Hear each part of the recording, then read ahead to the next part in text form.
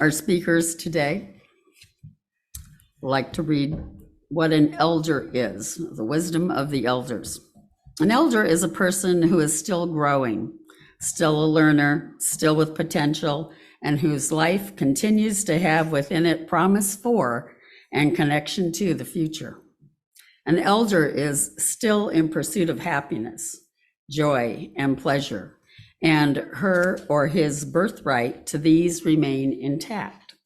Moreover, an elder is a person who deserves respect and honor, and whose work it is to synthesize wisdom from long life experience and formulate this into a legacy for future generations.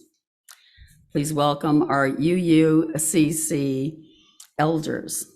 Our speakers today will be Wayne Atto, Don Howell, Margaret Randall, Marsha Walters, and Judy Butler, in that order, by the way. Many have held board and committee positions here at UUCC, and all have been Unitarian Universalists for well over 3 years, and some up to 50. What'd you say? Excuse me, 65.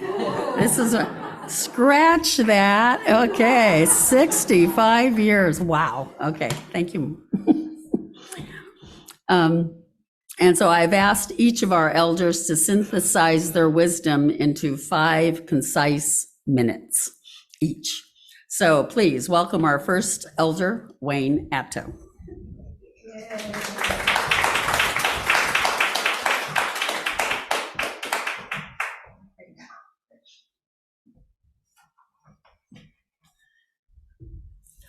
Good morning.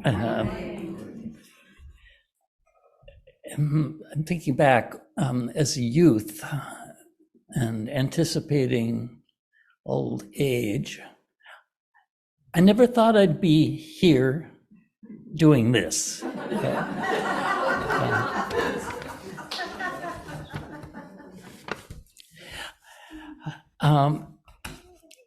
It turns out that what I have to say comes across as advice, and I don't know really who the advice is for, except it looks like it's to a young me.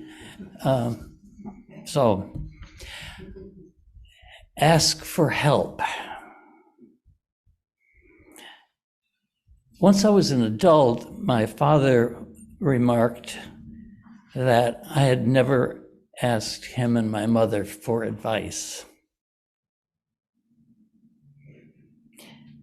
And some weeks ago, during Joys and Concerns, I said that I had been having a rough week. And within a few hours, several of you came to my rescue. That's wonderful. A second bit of advice to me is I said first was ask for help and then give help. Yesterday was a very touching experience. I was taken to lunch with someone I haven't seen or spoken to for 20 years, though we're both local. She'd been wanting to thank me and Peter for something we did for her and her siblings back when they were kids.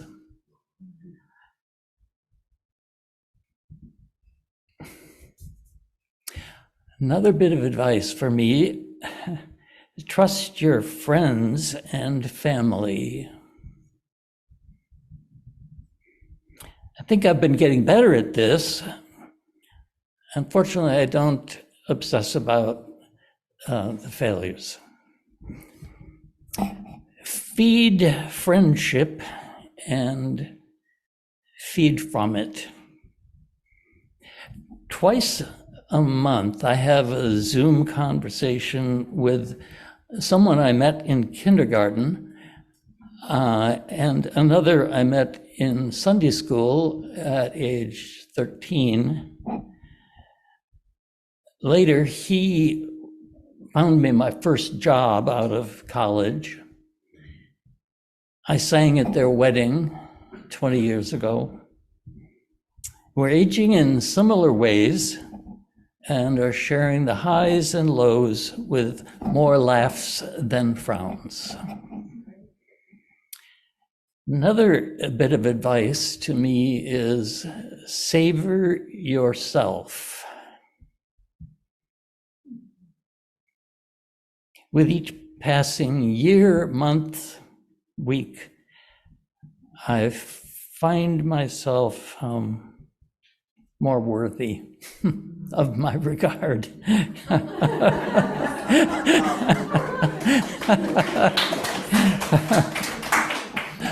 And finally, capitalize on serendipity. My career did not follow an established path by any means, but instead I took advantage of things that came in my path.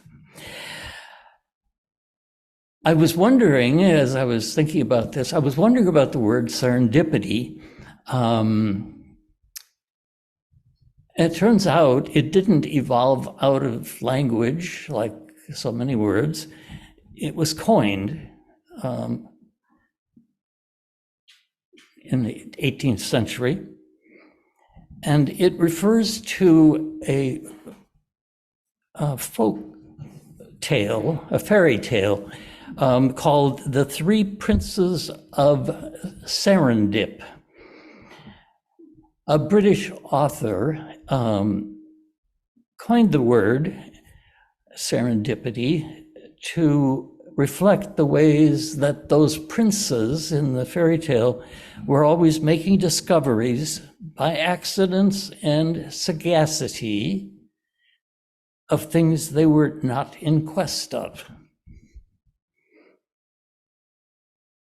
I love the fact that serendipity has kind of a fairy tale connection. Can't quite hold it down. Thank you.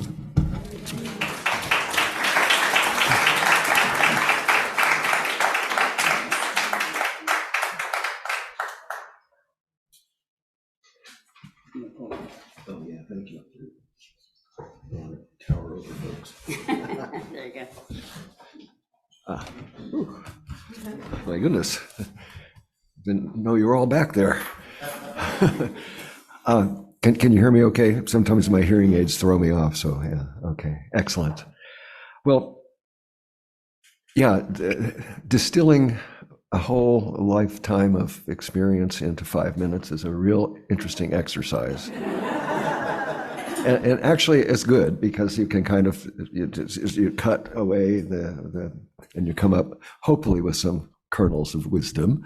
One thing, and I think from the previous speaker, from Wayne, which is that much of what our lives experiences are the same in many ways, but also they're also very different. For example, I know people who feel that life is something to be gotten through. I don't hold that view. I hold that life is something to be enjoyed, but it could be. So what I'm telling you is stuff that I found germane, and that hopes that, and the other thing is the observation that Dolores made in the last reading, that there's sort of an obligation that us folks that we are now at this vantage point, we do perhaps have an obligation to share our viewpoint with others. So where I started thinking, well, maybe this is a little presumptuous, since most of you are probably almost as old as I am, but in the other, oh, no, right? However, yeah. So this is a good opportunity, and I appreciate to help to fulfill my obligation to my fellow humans. It's been almost 2 years since I turned 80, and I have to tell you, it was a surprise. I really did not expect to be that old. In fact, it took me about 9 months before I finally became comfortable with it. Now, it isn't that I was, oh my God, I'm 80, but it's, oh my heavens, I'm 80. It's like, So, and I think part of that is that when I was young, very young, in my 20s, I really didn't think I was going to live beyond 30. On the other hand, I also didn't think I was going to die. Now, as it turned out, I was musing not too many weeks ago, because this is wisdom thing has been on my mind now for a while. I go down and assist at a music class in Santa Barbara at UCSB, and I happened to be sitting with the students as we were waiting for the class to start, and I was kind of musing about this aging business, and I mentioned that same thing about how when I was young, I didn't really think I was going to live to be very old, but I also didn't expect to die. They were all nodding. Oh yes, oh yes. So what that shows me is that is something maybe that's sort of common to a lot of us. It is part of our experience, and that was kind of reassuring, and I didn't feel so bad. The other thing, and the men's group has heard some of this before, because as I became 80 and I was sort of taken with the wonder of it all, and the surprise. And one thing I noticed, and remember, each person's experience is different, and it will change over the years also. But at this point in life, I found that I was actually getting this sort of sense of excitement, and it reminded me of when I was very, very young, that each day was an adventure, and now each day is an adventure. So there's a lot of similarity. What's happening is it's going in reverse, but it's still very similar. So everything is an adventure. Birthdays are becoming more and more important. My body is changing. I wake up in the morning and wonder, well, what is working today? So it's just an observation, and I can tell from your reactions that maybe that's not too unusual. I did distill things down as much as I could to some things that might be of use to others. So I have a few observations. First is that the world, this existence that we have, this life, is all amazingly and endlessly interesting, absolutely fascinating.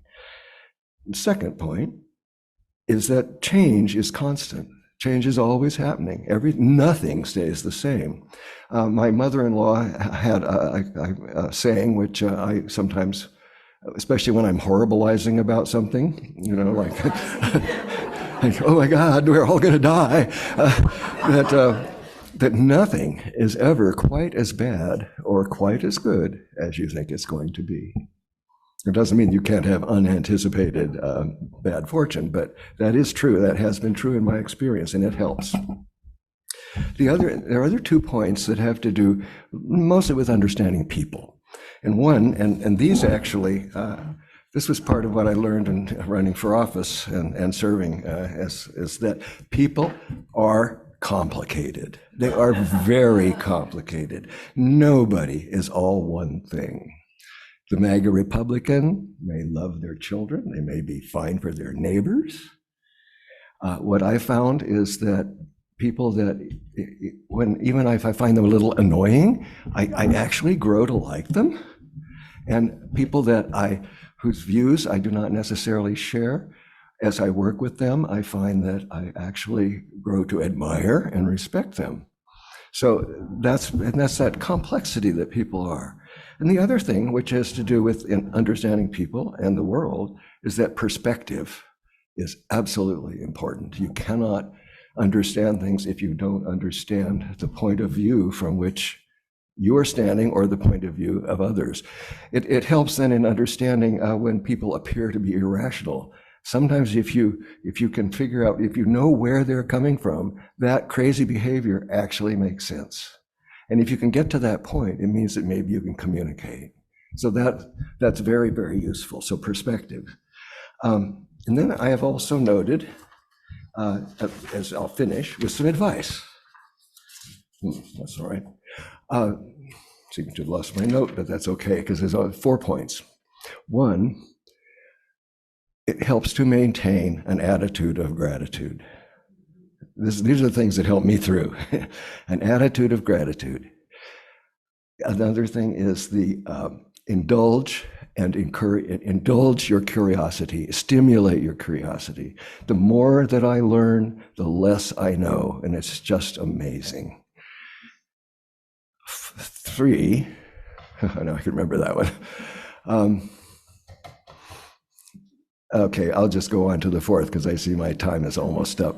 This is for those that are perhaps younger, and also for those that are thinking about retirement.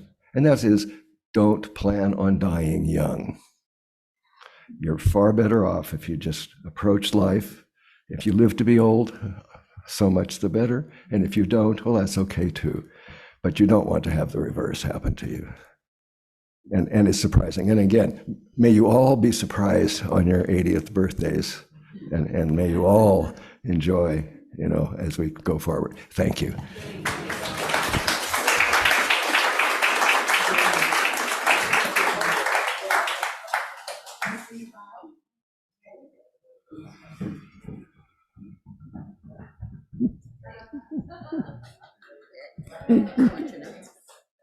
Oh, yeah.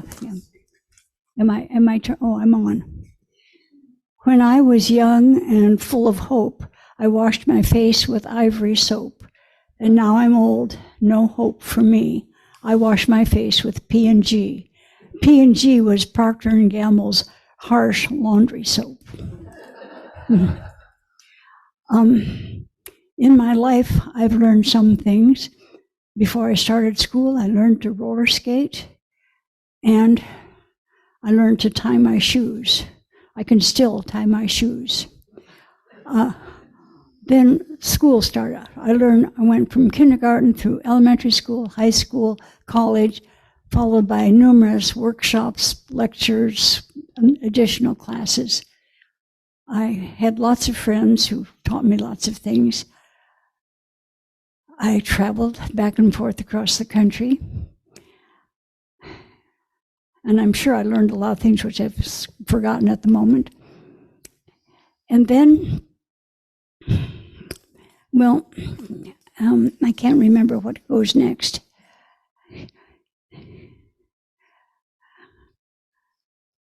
Well, whatever it was, I finally got to as old as I am. I'm 91, and what I've learned over all those years is, on a trip to Winnipeg, Canada, I went to the zoo when I was about 60, and I saw a camel for the first time in my life. I had no idea they were so tall. Okay, but my memory is sort of missing, and also a lot of things are missing, like taste. I used to taste food that was delicious or terrible, but I ate it. Now food is either sweet, salt, sour, or bitter, and it has a texture: smooth, creamy, crunchy, crispy, tough, and lumpy. Who would have thought that tough and lumpy would add to my culinary enjoyment? And a sense of smell. I used to smell the world after a fresh rain. Oh, and the world smelled so delicious. Now it just smells clean. No smell really. And a rose. I used to love the smell of a freshly opened rose. Now, to smell it, I have to cram my nose right into it, or I am likely to find a bumblebee. And if I inhale, I'm likely to have a bumblebee in my nose. So now I look at the rose from a distance and remember how it used to smell. Well, something else that's fading is eyesight. I look at all of you, and you're all very fuzzy, very, very fuzzy. No one has a clean edge. No shiny tops are smooth. They're all fuzzy. And one Sunday, I went from my little perch in the back. I saw a woman walk in, and I stared at her. I think I met you last week. Did I? And then I noticed I was staring, so I sat back and afterward apologized to her for staring at her. I said she was so fuzzy, I really couldn't see who she was. And she said, "I'm 17. 17 years old." I thought she was off by a few decades, but I wasn't sure.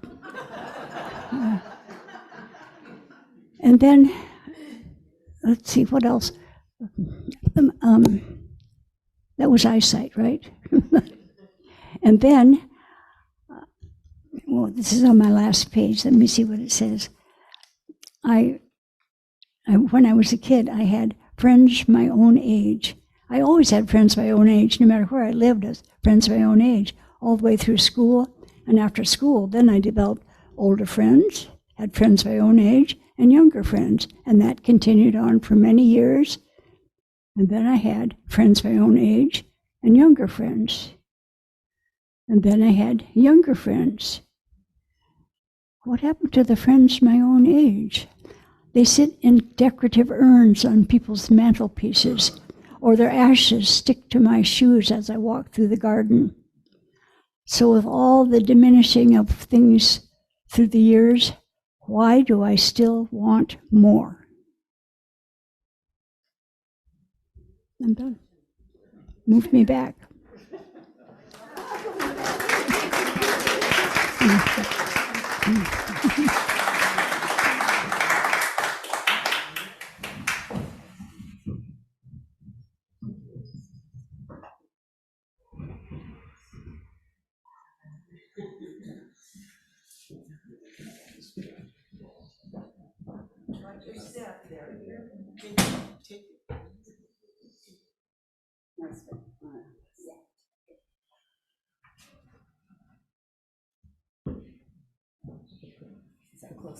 That's fine.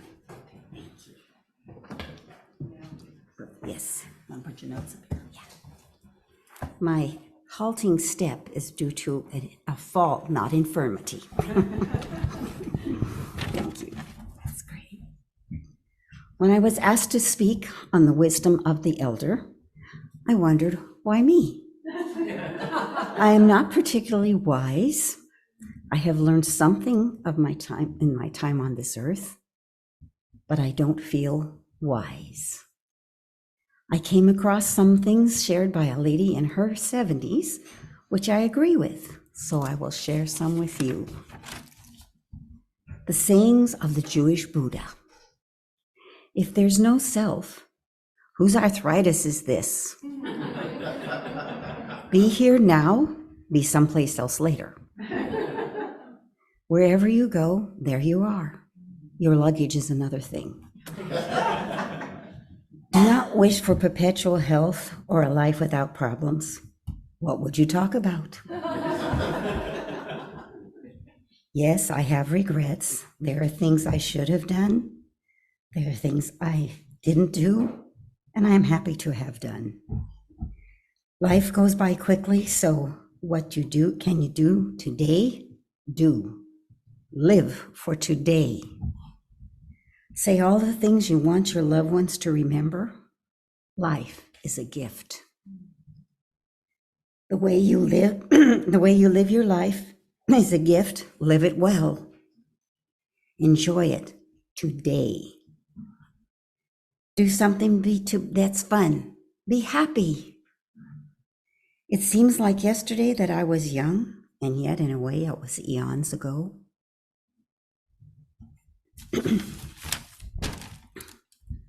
Where did the years go? I am into the winter of my life, and it catches me by surprise. Time has got a way of moving quickly, catching you unaware of the passing years. Good fortune comes from experience, and a lot of that comes from bad judgment. Live simply, love generously, care deeply, speak kindly, and leave the rest to God. See the sunrise, watch the sunset.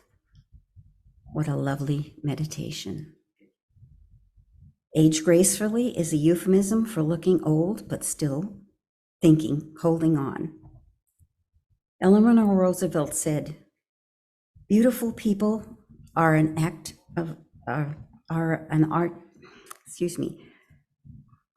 beautiful young people are an act of nature. Beautiful old people are works of art. Aging is not easy, no matter the age you are, 60, 70, or beyond. Aging with grace is possible if we give ourselves permission to do so. People need to learn that their actions do affect other people. Be careful what we say and do. It's not always about you. Life is about us.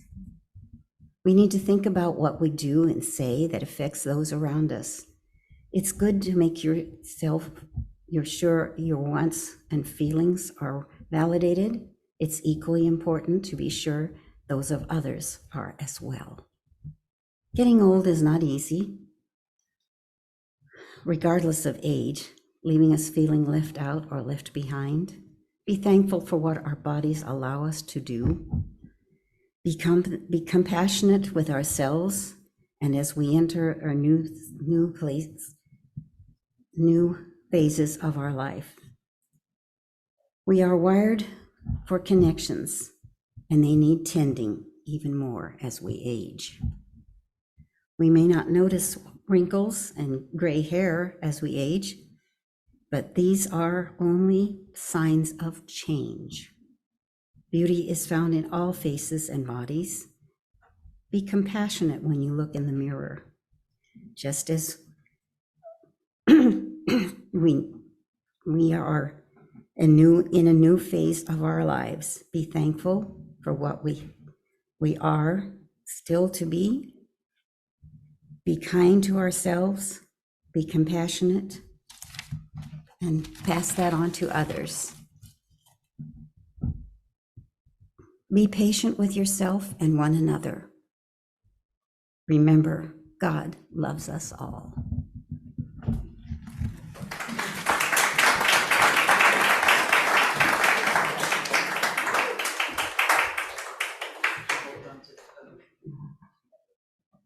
You don't need that. You don't think? No, right? Okay. What do you think? Try it out. I like any power I can get. Okay. All right. Well, good morning. Get organized here. Take the paper clips out. Okay, I debated how to come here and talk about wisdom. So I decided the best way to impart any wisdom I have garnered over the years is to send a letter to my now 8-year-old granddaughter, Harley. Whether she takes any of this to heart will remain to be seen. However, as a grandmother, I will feel I have helped do my part in giving her a few things to think about. So here goes. Dear Harley, as Grandma has lived a full 82 years, and I still don't believe that, I'm really only 12. And I think an interesting life full of mistakes and a few good ideas, I wanted to let you know 4 things that I think will help you along your way. The first thing that I realize now is so important is to have goals. Without goals, you will just drift along and find you are never going to be where or what you wanted to be. Until I was much older, I just let life do to me rather than letting me do to life. So set goals, small ones and larger ones. Hopefully, the larger ones will include education, which will help you get to your goals much easier. The second thing I have found that works out in the long run is perseverance. Sometimes you just have to keep putting one foot in front of the other and keep going, even when you think it is all stacked against you. Life will hand you some obstacles and heartaches. But if you just put your head down and trudge on through, you will come out the other side. And remember your grandmother's life motto, this too shall pass. It always does. Please develop passions for things, not things to buy, but things to believe in. There are so many causes in this world that will need your help, whether you are saving whales or forests or birds, or just believe wholeheartedly in something. Volunteer, march, hand out literature, but volunteer and get involved. You will widen the edges of your life and meet new people.